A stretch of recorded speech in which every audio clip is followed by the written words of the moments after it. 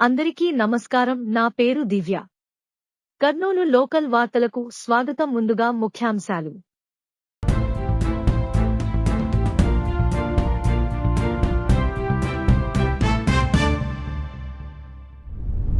శ్రీశైల ప్రాజెక్టుకు భారీ ఎత్తున వరద నీరు చేరడంతో డాన్ గేట్లు ఎత్తి నాగార్జునసాగర్కు 182.92 టీఎంసీలు నీళ్లు విడుదల చేశారు.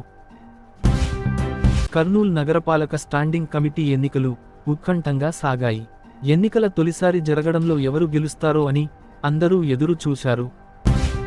కర్నూలులో 8న హ్యాండ్బాల్ ఎంపిక పోటీలు ప్రారంభం.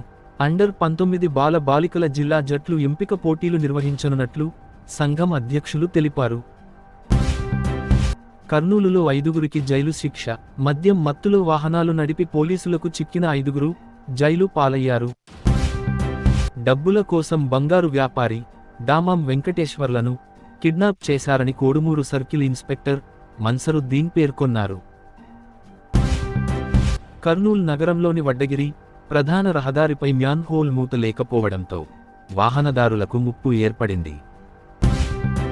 తుంగభద్రకు మళ్లీ పెరిగిన వరద ఉధృతి.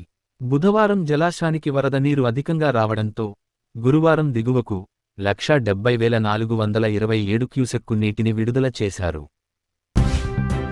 హంద్రీనీవా జలాలకు ఆటంకం. గార్యాపురం జాతీయ రహదారిపైన కొత్త పైపులు ద్వారా నిర్మించిన వంతెన నుండి నీళ్లు ముందుకు వేళని పరిస్థితి నెలకొంది. కస్తూర్బాలో సీటు కోసం చిన్నారి దీపిక కలెక్టర్ గారికి లేఖ విన్నపించింది.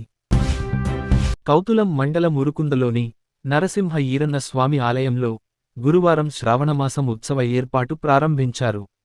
దీంతో ఉరుకుందలో ఉత్సవ ఏర్పాటు ప్రారంభమయ్యాయి.